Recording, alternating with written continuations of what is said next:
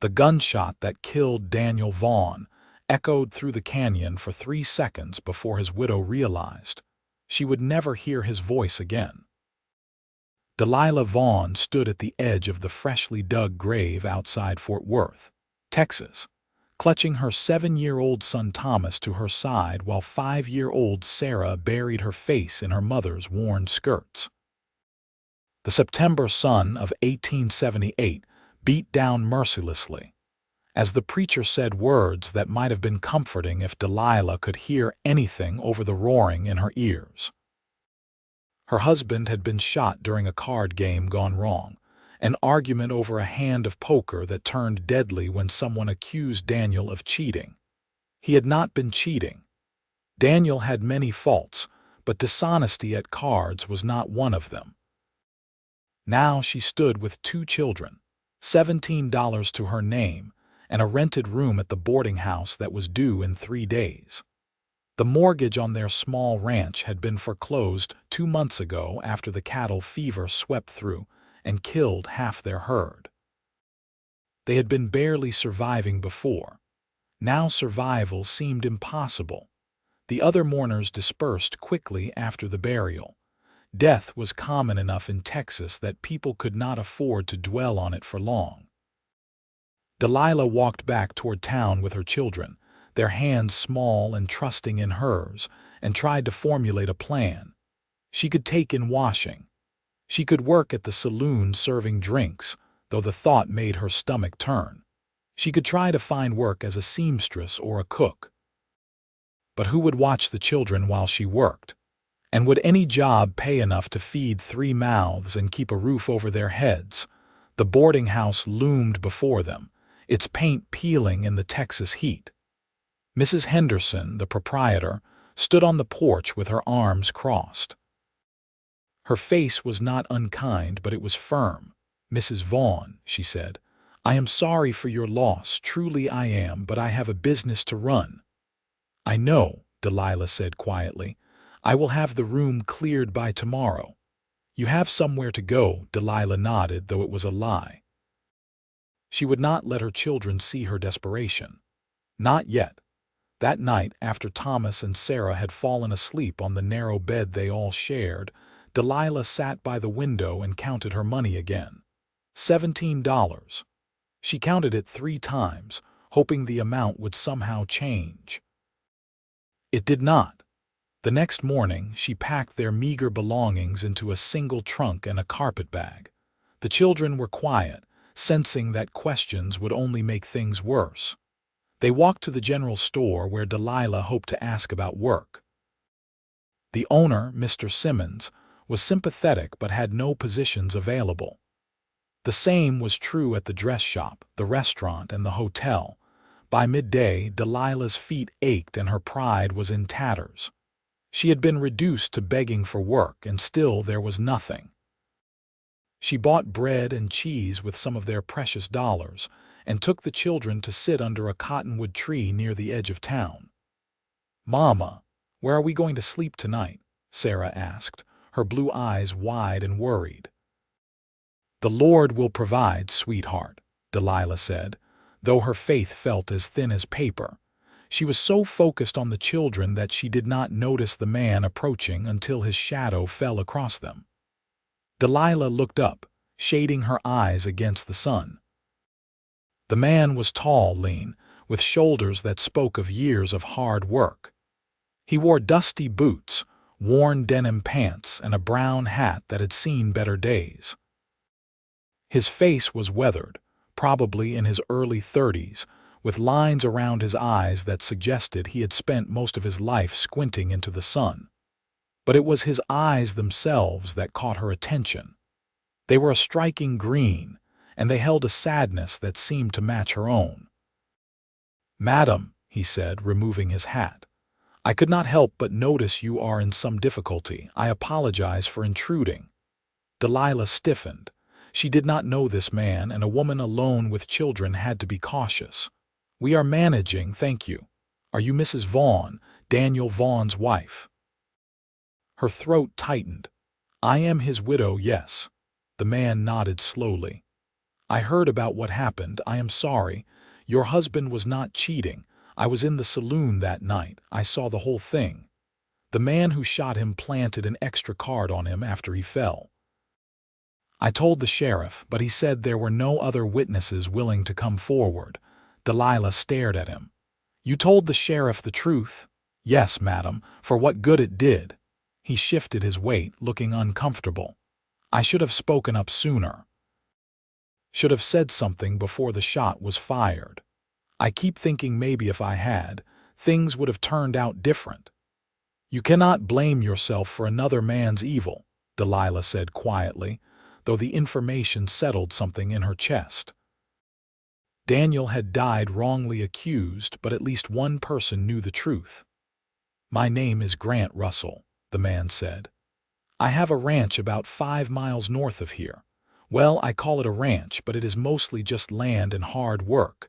I raise some cattle, break horses when I can get them.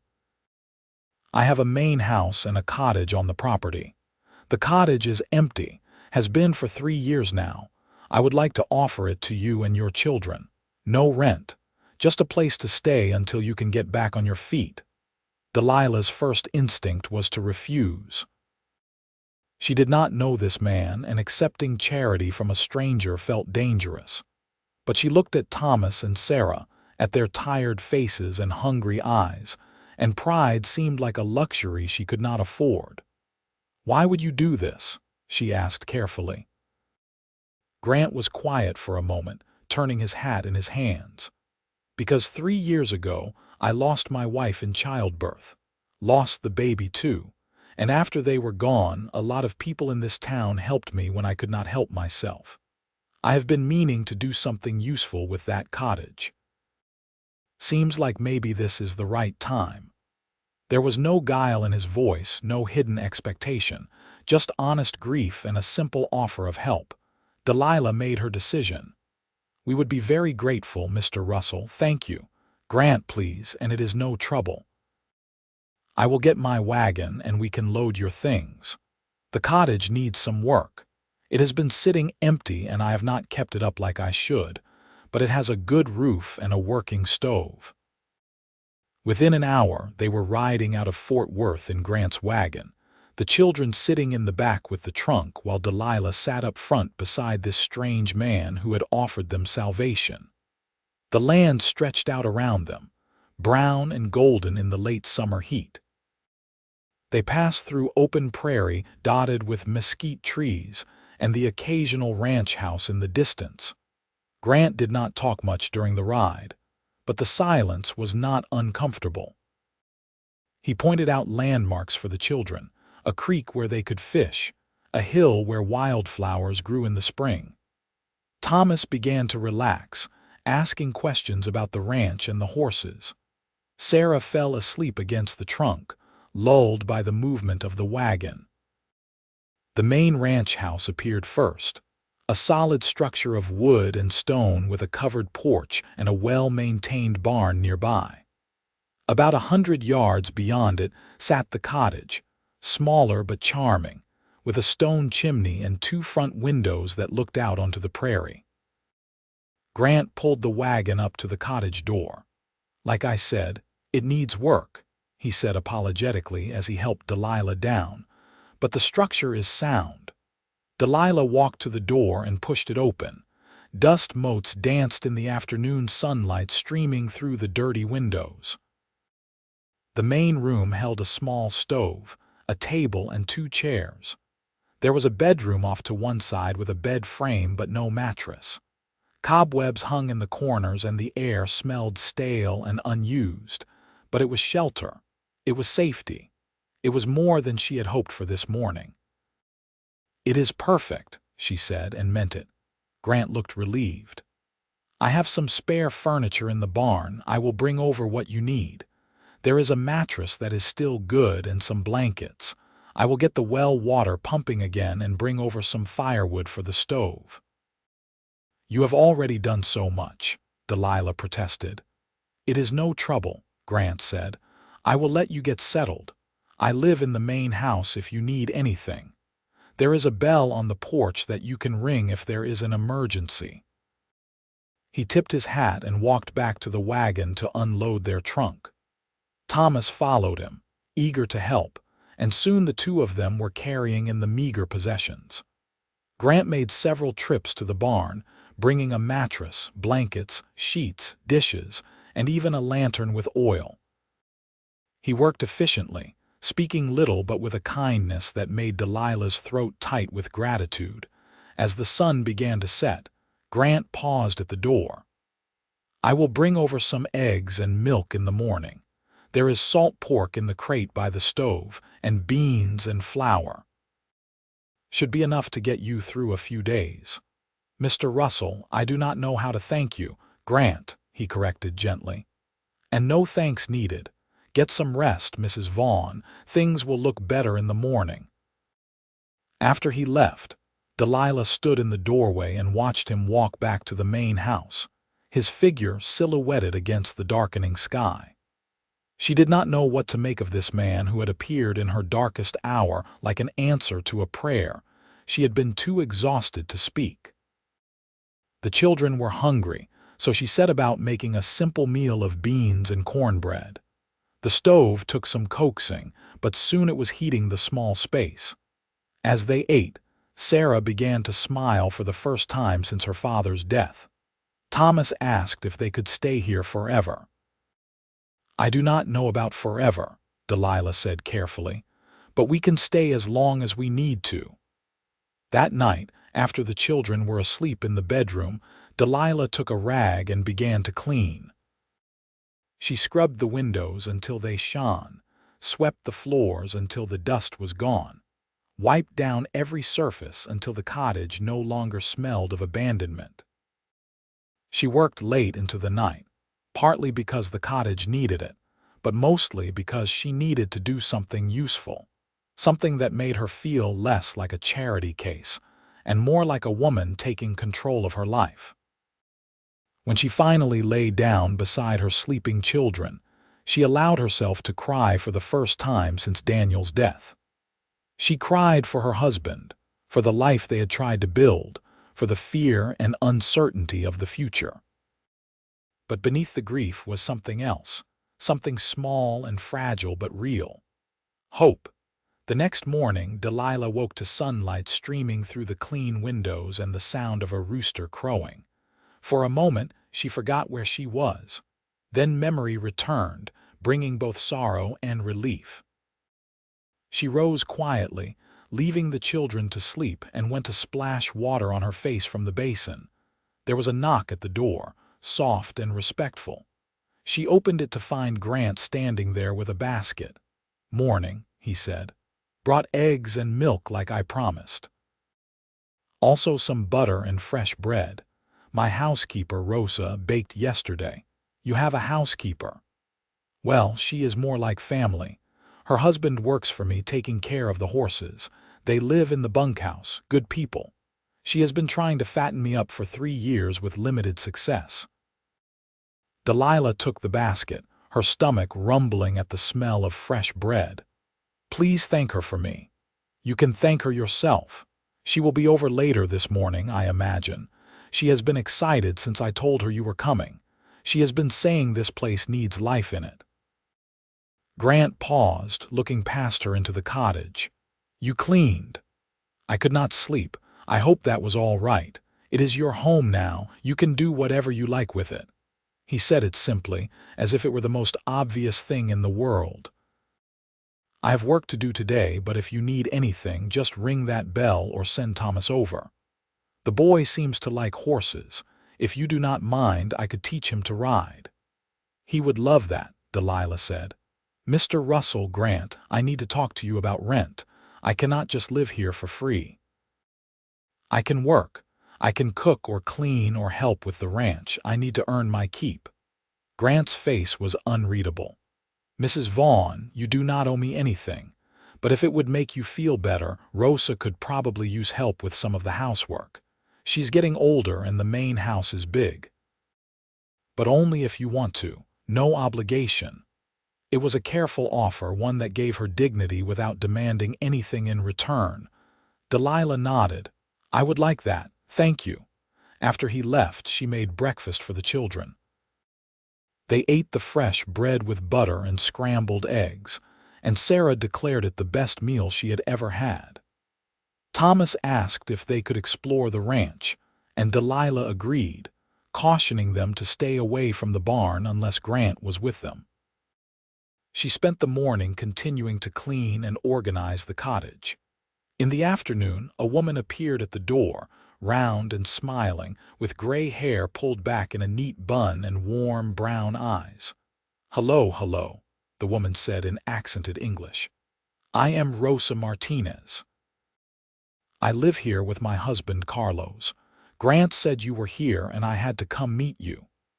Delilah invited her in, and within minutes it felt like they had known each other for years.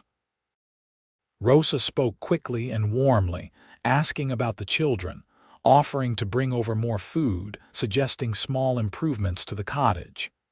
"This place has been dead too long," Rosa said, looking around with satisfaction at the clean windows and swept floors. "You bring it back to life. This is good." "Grant needs this." "Needs what?" Rosa's eyes were knowing. "He needs to remember that good things can still happen. That house where he lives, it has been like a tomb since Mary died. He works all day, comes home, eats, sleeps, works again. No joy, no life." "But maybe you and your children, maybe you remind him that life goes on." Delilah felt uncomfortable with the implication. "Rosa, I am grateful to Grant for his help, but I am newly widowed and I have my children to think about. I am not looking for anything more than a place to stay." Of course," Rosa said quickly. "I do not suggest anything improper. I just say it is good for him to have people to help. It is good for everyone." She patted Delilah's hand. "You come to the main house tomorrow morning. I show you what needs doing. We work together. It will be nice to have another woman around." Over the following days, a routine developed. Delilah would wake early, make breakfast for the children, and then walk to the main house where she would help Rosa with cleaning, cooking, and laundry. The work was hard but satisfying, and Rosa paid her with eggs, milk, butter, vegetables from the garden, and sometimes a few coins from her own pocket, though Delilah suspected Grant was behind the money. Grant himself was often gone during the day, working with the cattle or the horses. But sometimes Delilah would see him in the corral, training a horse with patience and skill. He had a gentle way with the animals, speaking to them in a low voice and never using force when firmness would do. Thomas was fascinated, and Grant began to teach the boy how to approach a horse, how to read their moods, how to sit a saddle. Sarah, meanwhile, had attached herself to Rosa, learning to make tortillas and helping in the vegetable garden. The little girl's laughter began to return, sweet and bright, and each time Delilah heard it, something tight in her chest loosened. 2 weeks after they arrived, Delilah was beating rugs on the back porch of the main house when Grant rode up on a beautiful chestnut mare. He dismounted and walked over, leading the horse. "Mrs. Vaughn," he said, "do you ride?" "I used to when I was younger, not in some years. This is Copper. She is gentle as a lamb. I thought maybe you would like to ride out with me sometime, see more of the property. Rosa can watch the children." Delilah hesitated. It felt like crossing a line somehow, moving from grateful tenant to something more like friend. But she found she wanted to see more of this land that was temporarily home. And if she was honest, she wanted to know more about the quiet man who had saved them. "I would like that," she said. The next Sunday, after church in town, Grant saddled up 2 horses and Delilah changed from her good dress into an old riding skirt she had not worn in years. They rode out across the prairie, the October air crisp and clean. Grant showed her the boundaries of his land, pointed out the best grazing areas, the creek that ran through the property. "How long have you had this ranch?" Delilah asked as they let the horses walk. 8 years. Bought it with money I saved from working other men's ranches since I was 15. Mary and I fixed up the house together, had big plans for this place. His voice was matter-of-fact but tinged with old pain. After she died, those plans did not seem to matter much anymore. How did you meet her? Grant was quiet for a moment. She came west with her family from Missouri. They settled just outside Fort Worth. I met her at church social. She had red hair and a laugh that made everyone around her smile.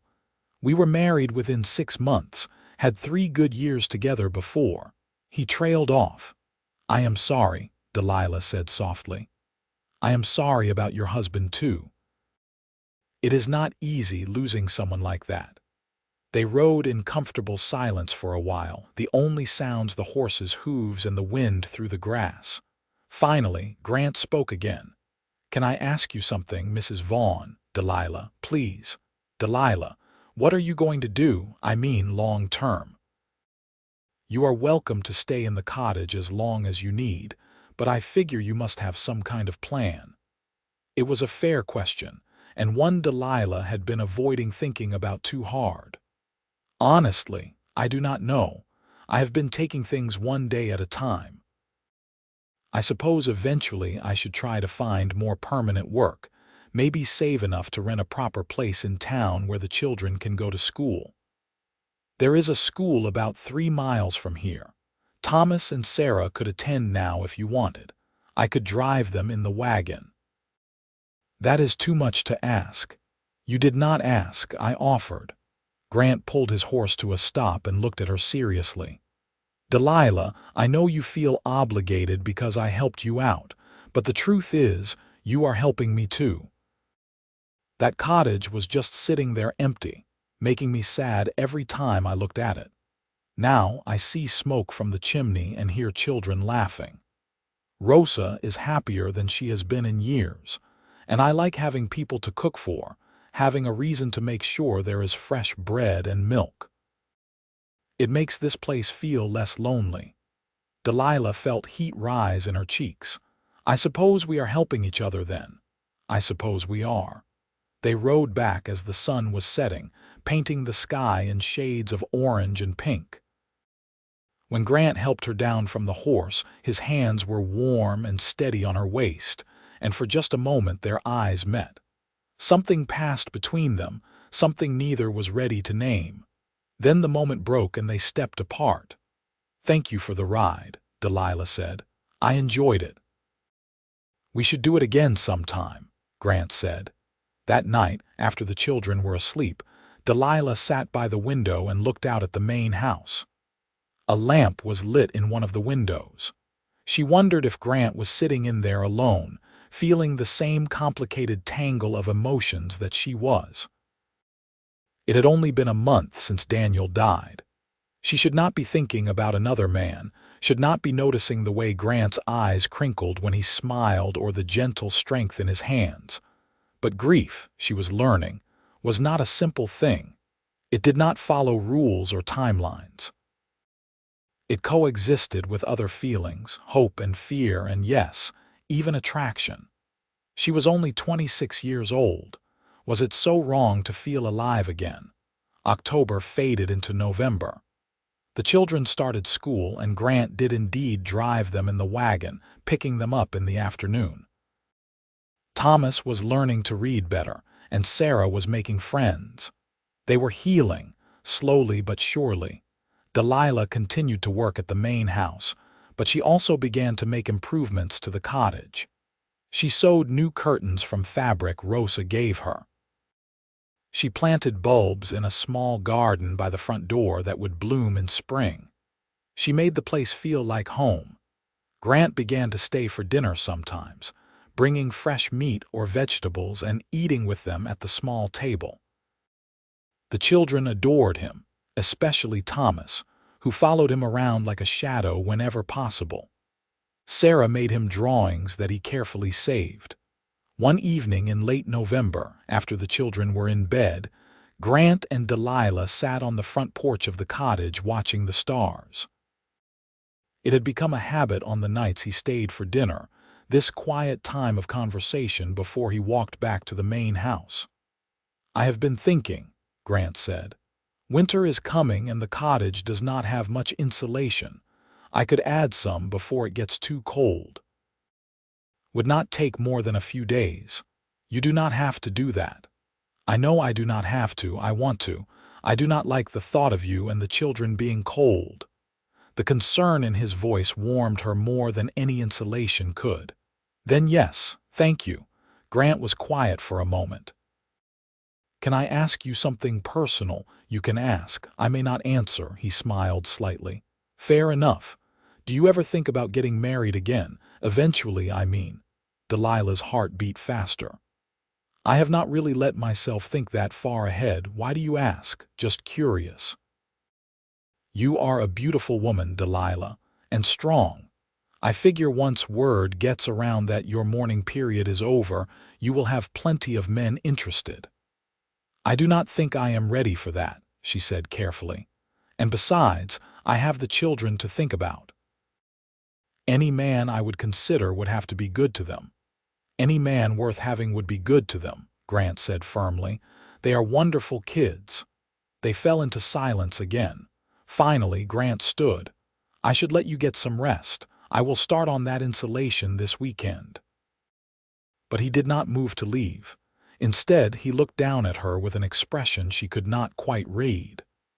"Delilah, I know it has not been that long since Daniel died, and I know I am just the man who gave you a place to stay. But I want you to know that these past couple of months, having you here, it has meant more to me than I can say. You have brought light back to this place, back to me." Before she could respond, he tipped his hat and walked into the darkness toward the main house. Delilah sat on the porch for a long time after he left, her mind spinning. The next morning, she worked alongside Rosa in the kitchen, distracted and quiet. Rosa, who missed nothing, finally said, "What is bothering you, daughter?" Delilah had grown close enough to Rosa to be honest. "Grant said something last night about me bringing light back to this place." Rosa's eyes lit up. "And this troubles you?"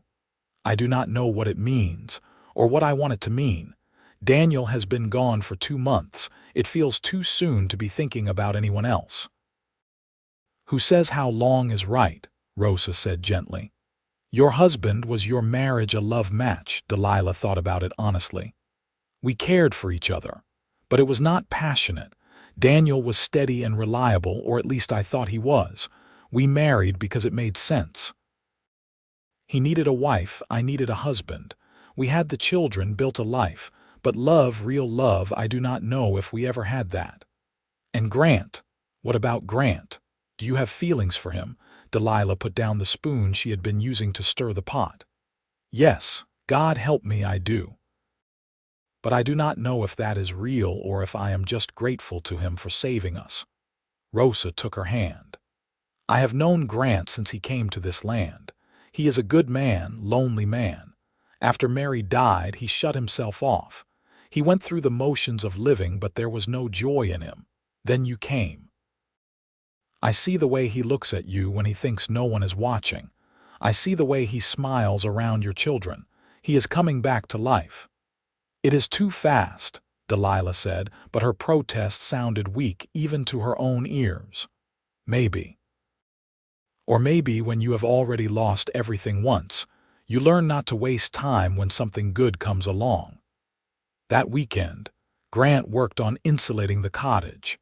Thomas helped, handing him tools and boards, asking endless questions that Grant answered patiently. Delilah watched them from the window and felt her heart expand.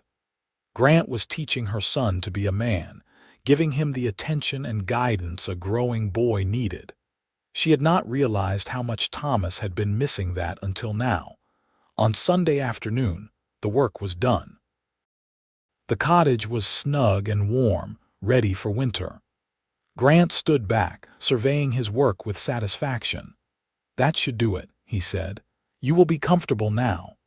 Delilah had made a special dinner to thank him, pot roast with vegetables and a pie from precious saved sugar. They ate together, the four of them, and for the first time it felt less like charity and more like family. After dinner, the children played a game by the fire while Grant and Delilah cleaned up. "You did not have to go to all this trouble," Grant said, drying dishes while she washed. "You insulated our house. A dinner is the least I can do." "It is not your house, Delilah. It is just a cottage on my property." She looked at him, surprised by something sharp in his tone. "I know that. I did not mean to presume." Grant set down the towel. "No, I am sorry. That came out wrong. What I meant was, I do not think of it that way, as something that is mine and you are just borrowing. I think of it as your home, yours and the children's. I want you to feel like it is really yours." "For how long?" The question came out before she could stop it. "For as long as you want to stay." They stood close together in the small kitchen area, the firelight flickering behind them. Delilah could feel the warmth radiating from Grant's body, could see the pulse beating at his throat. "What are we doing here, Grant?" she asked softly. "I do not know," he admitted. "I just know that I think about you all the time. I look forward to seeing you every day. I have not felt like this since Mary, and honestly, I do not think I ever felt quite like this, even with her. It is different somehow, stronger." "I feel it too," Delilah confessed, "but I am scared. Scared of moving too fast, scared of people talking, scared of getting hurt again." "I would never hurt you," Grant said with quiet intensity. "You cannot promise that, nobody can. You are right. But I can promise that I would try my best never to hurt you. And that I would be good to Thomas and Sarah. They would be like my own children." Tears sprang to Delilah's eyes. "Do not say things like that unless you mean them." "I mean every word." He reached out slowly, giving her time to pull away, and cupped her face in his hand. "Delilah Vaughn, I know it is too soon. I know all the reasons why we should wait, but I am falling in love with you. Have been since the day I saw you sitting under that tree looking brave and terrified all at once. I cannot help it, and I do not want to fight it anymore." "Grant," she whispered. "You do not have to say anything back. You do not have to feel the same way. I just needed you to know." But Delilah realized she did feel the same way.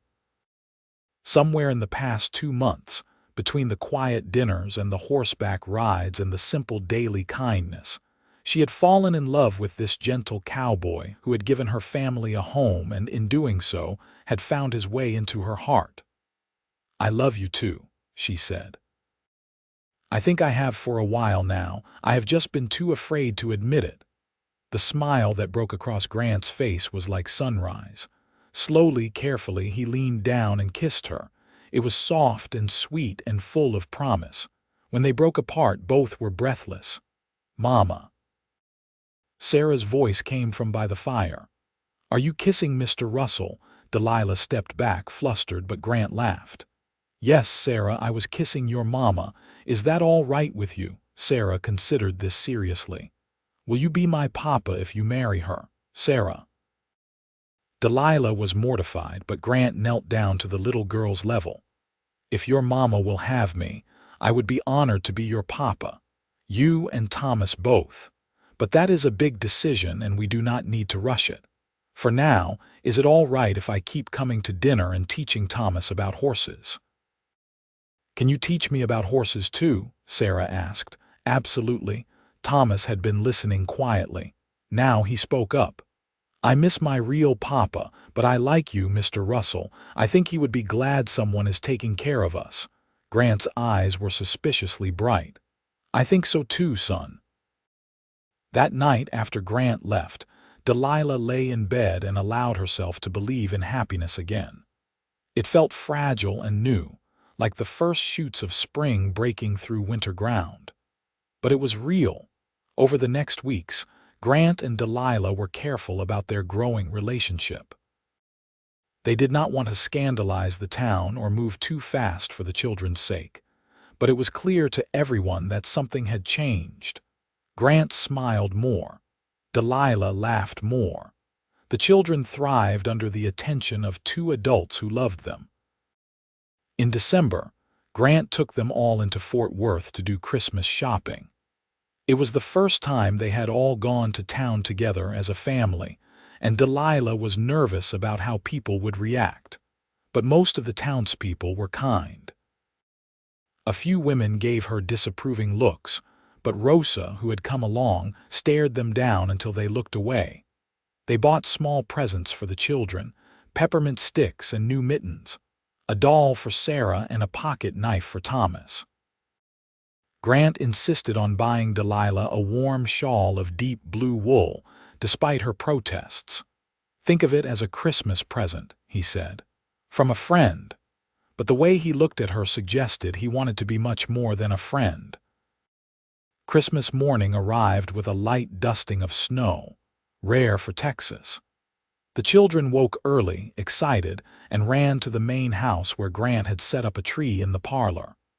Rosa and Carlos were there too, and they all exchanged gifts and ate a huge breakfast together. After the meal, Grant pulled Delilah aside. "I have something for you, your real present, but I wanted to give it to you in private." They stepped out onto the porch. Grant pulled out a small box and handed it to her with shaking hands. Delilah opened it to find a simple gold ring with a small ruby set in it. "It was my grandmother's," Grant said. "Came west with her from Virginia. My mother gave it to me before she passed. I want you to have it." "Grant, I cannot take your grandmother's ring." "Why not?" "I am asking you to marry me, Delilah." Her heart stopped. "We have not even been courting for a month. I know. And if you want to wait, we can wait. But I know what I want. I want you to be my wife. I want Thomas and Sarah to be my children. I want us to be a real family, not just people living near each other. I have wasted 3 years being half alive. I do not want to waste any more time." Delilah looked down at the ring, then up at Grant's earnest face. Every practical bone in her body said it was too soon. But her heart said something different. Her heart said that this man had saved her and her children, had shown them nothing but kindness, had brought joy back into their lives. Her heart said that love did not follow schedules and timelines. Her heart said yes. "Yes," she said aloud. "Yes, I will marry you." Grant's whoop of joy brought everyone running. When they saw the ring on Delilah's finger, Rosa started crying and hugging everyone. Carlos shook Grant's hand solemnly. Thomas and Sarah danced around, not entirely understanding what was happening but caught up in the excitement. "When?" Grant asked, still holding Delilah's hands. "When can we get married?" "Traditionally, a widow is supposed to wait a year before remarrying," Delilah said. "I do not care about tradition." "Do you?" She thought about it. Daniel had been gone almost 4 months. By strict rules of mourning, she should wait another 8. But those rules were made by people who had never been a widow with 2 small children and an uncertain future. Those rules were made by people who had never felt what she felt when she looked at Grant. "I do not care about tradition either," she decided. "But I do not want people to talk badly about the children. Can we wait until spring? Give people time to get used to the idea." "Spring," Grant agreed. "April. We can get married in April." They told everyone at church the next Sunday, facing down the disapproving looks with their heads held high. The preacher, who had known Grant for years, was supportive. Most of the congregation was happy for them. A few people muttered about unseemly haste, but Grant's reputation in the community was strong enough that the criticism was muted. The winter months passed in a blur of planning. Delilah moved around the cottage, thinking of it now as a temporary home, knowing that come spring she would move into the main house as Grant's wife. The thought both thrilled and terrified her.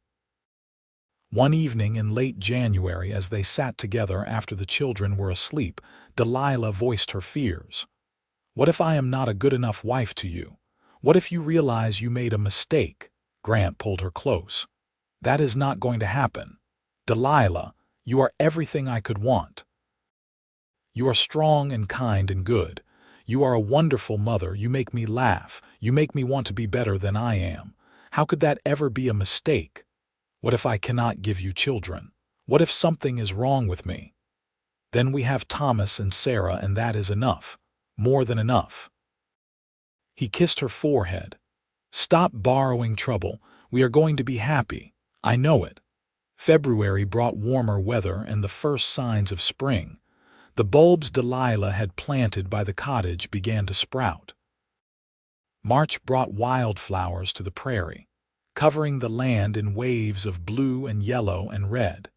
And April brought their wedding day.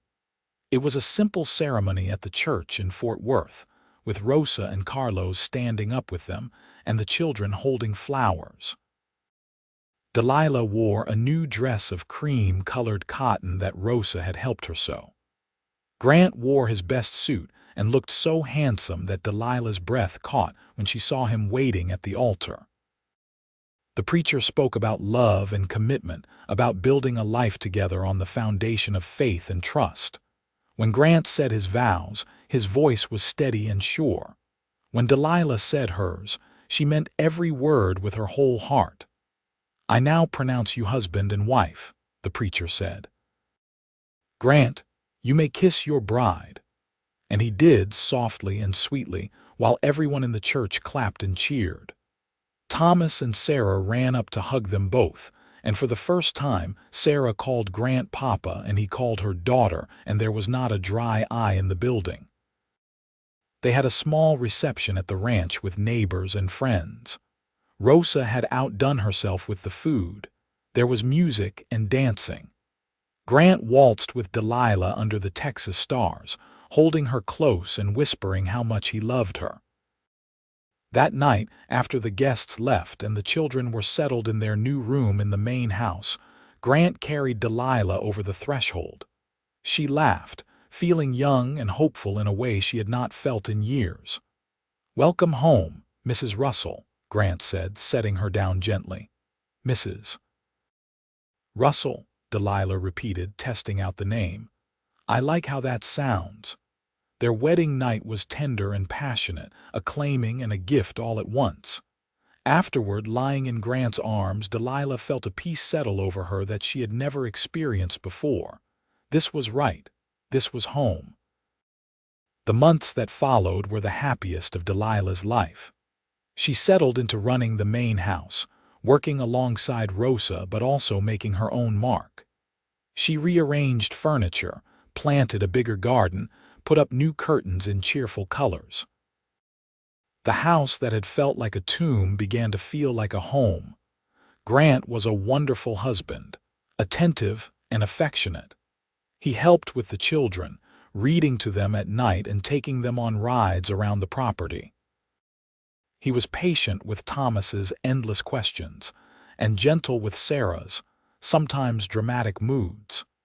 He and Delilah fell into an easy rhythm, working together during the day and falling into each other's arms at night. In May, Delilah realized she was pregnant. She told Grant one evening after dinner, pulling him aside nervously. "Are you sure?" he asked, his face lighting up with joy. "As sure as I can be. I think the baby will come in January." Grant picked her up and spun her around, laughing. "We are having a baby. Thomas, Sarah, come here." "We have news," they told the children together. Thomas was excited to be a big brother again. Sarah wanted to know if it would be a girl because boys were boring. Grant assured her that whoever the baby was, they would be perfect. The pregnancy was easier than her previous ones had been. Grant was protective without being overbearing, making sure she did not work too hard but not treating her like she was made of glass. Rosa clucked over her like a mother hen, making special foods and teas to keep her healthy. Summer passed into fall. The ranch prospered under Grant's hard work. They hired another hand to help with the cattle, a young man named James who was good with animals and respectful to Delilah. The children thrived, growing taller and more confident. One October evening, 6 months into her pregnancy, Delilah and Grant sat on the porch watching the sunset. She was nestled against him, his hand resting protectively on her rounded belly. "You ever think about that day we met?" Delilah asked. "Under the cottonwood tree, all the time," Grant admitted. "I almost did not approach you. I thought you might tell me to mind my own business." "I almost did.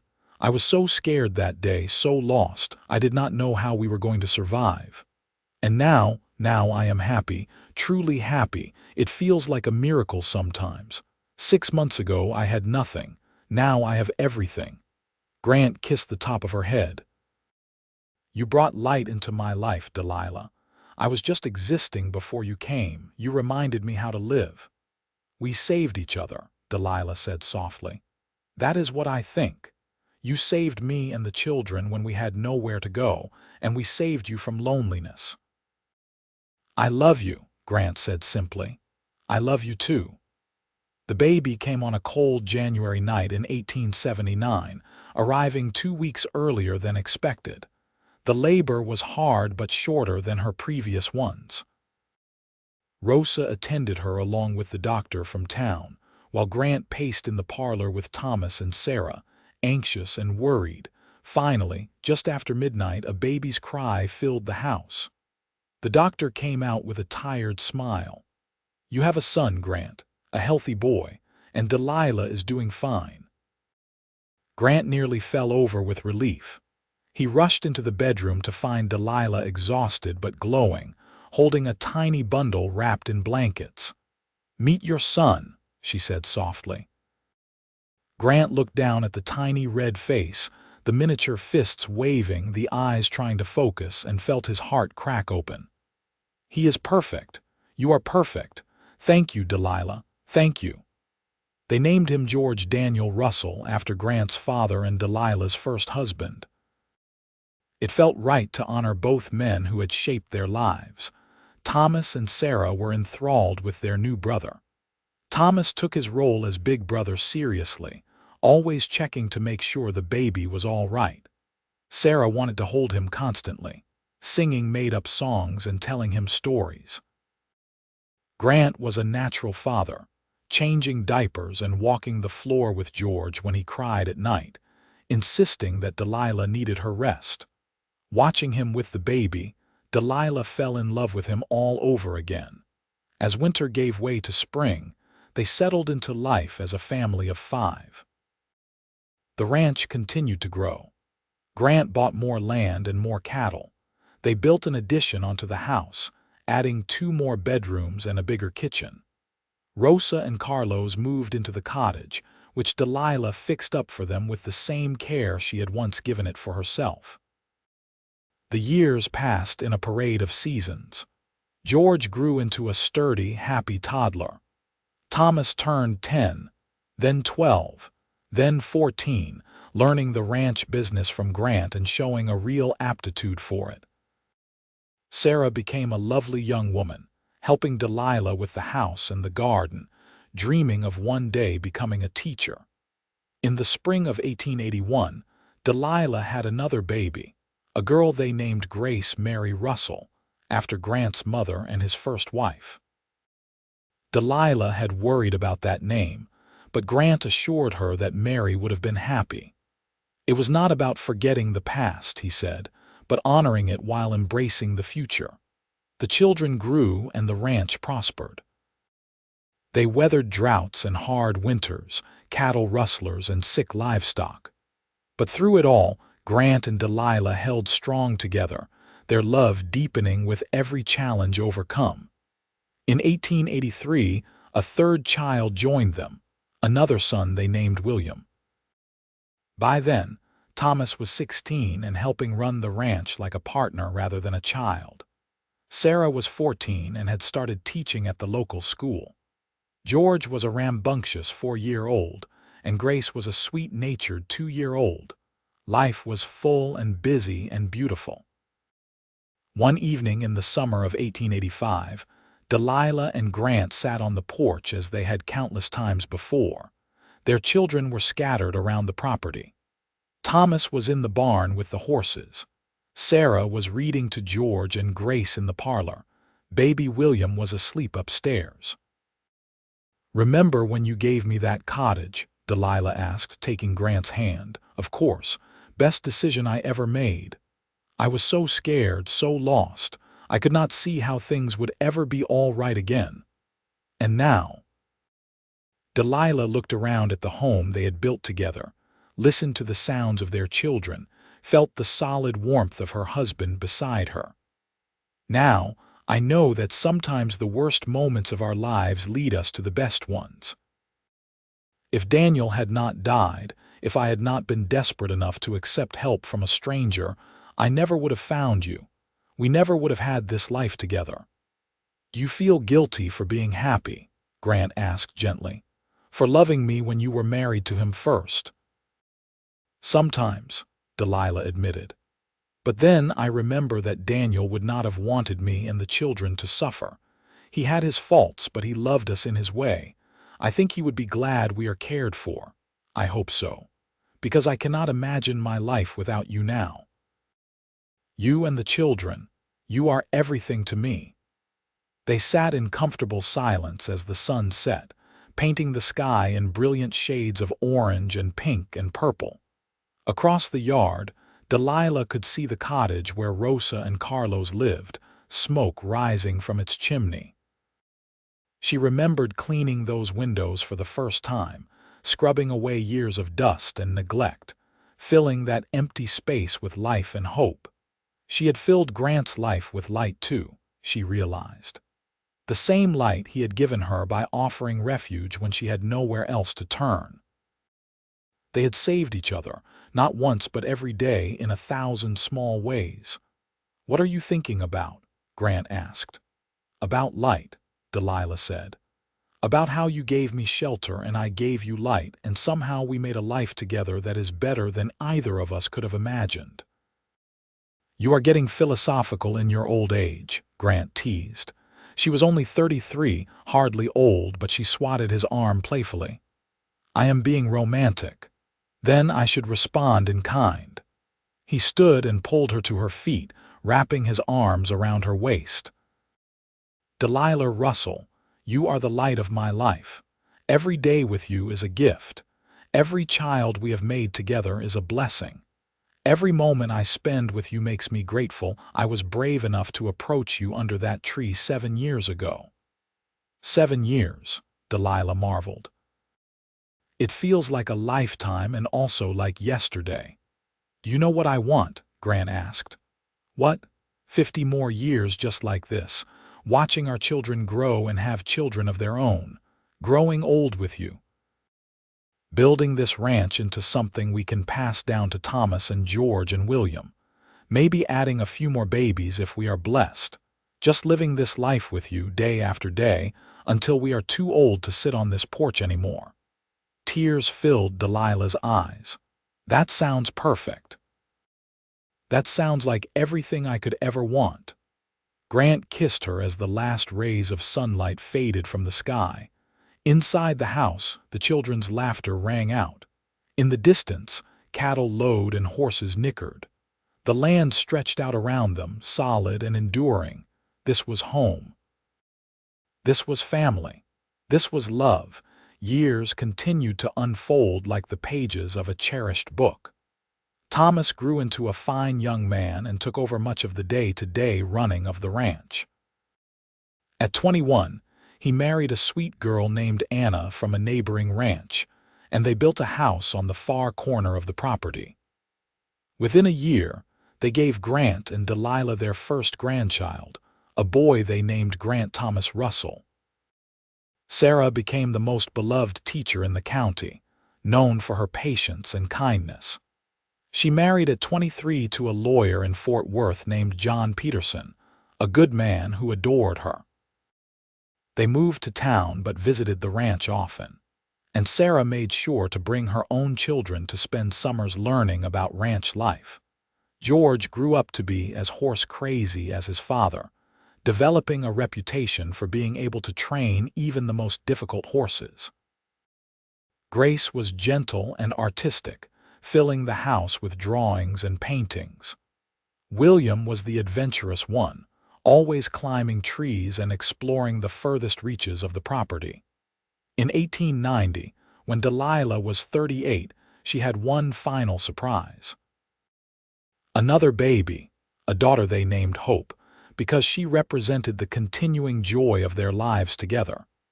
She was their seventh child, counting Thomas and Sarah, whom Grant had adopted as his own. The ranch grew to be one of the most successful in the county. But Grant and Delilah never forgot where they had started. Every year on the anniversary of the day they met, they would walk out to the cottage where Rosa and Carlos lived and sit on the porch, remembering the scared widow and the lonely cowboy who had found each other in their darkest moments. They helped other people when they could, offering work to those who needed it, giving food to families struggling through hard times. Delilah never forgot what it felt like to have nothing, to not know where the next meal would come from or where her children would sleep. She made sure that anyone who came to their door asking for help received it. Grant watched his wife's compassion and loved her more with each passing year. She had not just filled his empty cottage with light. She had filled his empty heart, his empty life, his empty future. She had given him purpose and family and joy. In the spring of 1895, they celebrated their 23rd wedding anniversary with a big party at the ranch. All their children were there, along with grandchildren and friends from all over the county. Rosa, now in her 70s, still cooked, though Delilah and the daughters-in-law did most of the work. As the sun set and the party wound down, Grant pulled Delilah away from the crowd. They walked hand in hand to the top of the hill overlooking the ranch, the same hill he had shown her on that first horseback ride so many years ago. "Look at all this," Grant said, gesturing to the land spread out before them, the houses and barns and corrals, the cattle grazing in the distance, the children running and playing below. "Look at what we built together." "It is beautiful," Delilah agreed. "More than I ever dreamed possible." "Do you remember what you said to me once, about bringing light to dark places?" Vaguely. "I have said a lot of things over the years." Grant laughed. "You said that I gave you shelter and you gave me light, but Delilah, you did so much more than that. You gave me life. Before you, I was just going through the motions. I worked and ate and slept, but I was not really alive. You changed that. You made me want to live again." Delilah leaned into him, feeling the solid strength of his body, breathing in the familiar scent of him. "You saved me, Grant. You and your empty cottage and your kind heart. You took in a desperate woman and her children when you had no reason to. You gave us everything." "We gave each other everything," Grant corrected gently. "That is how love works. It is not one person saving another. It is two people choosing to build something together." They stood on the hill as darkness fell, watching the lights come on in the houses below. Their children and grandchildren would sleep safely tonight, fed and warm and loved. The ranch would continue, passing from one generation to the next. And through it all, the story of how it all began would be told and retold. The story of a cowboy who gave a struggling widow his empty cottage, and how she filled it with light he had not seen in years. The story of two broken people who found each other and made each other whole. The story of a love that grew from desperation and kindness into something strong and lasting and true. As they walked back down the hill together, Grant took Delilah's hand and squeezed it gently. She squeezed back, a silent conversation that needed no words. After more than 2 decades together, they could communicate in glances and touches, in the quiet comfort of shared presence. The years ahead would bring more joy and some sorrow, as all lives do. They would bury Rosa and Carlos, mourning the loss of dear friends who had been like family. They would welcome more grandchildren and eventually great-grandchildren. They would weather illnesses and accidents, droughts and hard winters, the normal trials of a long life. But through it all, they would have each other. Grant would still bring Delilah flowers from the prairie in the spring. Delilah would still make Grant's favorite pie on his birthday. They would still sit on the porch in the evenings, watching the sunset and counting their blessings. The cottage where it all began would stand as a testament to the power of kindness and the unexpected ways that love can find us. New families would live in it over the years, ranch hands and their wives, always welcomed and cared for in the tradition that Grant and Delilah established. In 1910, on their 35th wedding anniversary, their children threw them a huge celebration. Grant was 67 and still vital, though his hair was white and his movements slower. Delilah was 58, her dark hair streaked with silver, her face lined with the marks of a life well lived. They had 14 grandchildren and 3 great-grandchildren, with more on the way. During the party, Thomas stood up to give a speech. He was 41 now, weathered and strong, looking more like Grant than ever. "I want to say something about my parents," he began, and Delilah felt her eyes prickle with tears. Thomas had taken to calling Grant his father so naturally that sometimes she forgot he had ever been anyone else's son. "Most of you know the story of how Ma and Pa met," Thomas continued. "How my real father died and left us with nothing, and how Pa offered us his cottage. I was just 7 years old, but I remember that day like it was yesterday. I remember being scared and hungry and not knowing what was going to happen to us. And I remember this tall cowboy coming up to us and offering help when nobody else would." Grant shifted uncomfortably, never one to enjoy being the center of attention, but Delilah took his hand and held tight. "Pa did not just give us a house," Thomas said. "He gave us a home. He gave Sarah and me a father when we needed one most. He taught me everything I know about ranching, about being a man, about being a husband and father myself, and he showed all of us what real love looks like. The way he and Ma look at each other, even after all these years, that is what I want to have with Anna when we are old." He raised his glass. "To Grant and Delilah Russell, the best parents anyone could ask for, and proof that sometimes the worst moments in our lives lead us to the best ones." Everyone cheered and drank. Grant wiped his eyes with his handkerchief, not bothering to hide his emotion. Delilah kissed his weathered cheek and whispered, "I love you." "I love you too," he whispered back. "Always have, always will." The party continued late into the night. The grandchildren ran wild while the adults told stories and laughed. Grant and Delilah danced, slower than they once had but with the same affection, the same perfect understanding of each other's movements. When everyone had finally gone home or gone to bed, Grant and Delilah walked one more time to the cottage where it all began. It was empty now, between tenants, and they let themselves in. The moonlight streamed through the windows, the same windows Delilah had scrubbed clean on her first night there all those years ago. "You remember how terrified you were?" Grant asked, standing in the middle of the room. "How you worked all night cleaning because you needed to feel useful." "I remember everything," Delilah said. "I remember thinking this was the smallest, emptiest place I had ever seen. And I remember thinking it was the most beautiful, because it meant my children would have a roof over their heads. I stood outside that night, after I brought the furniture," Grant admitted. "I watched the lamplight in the windows and thought how nice it looked. How alive this place suddenly felt.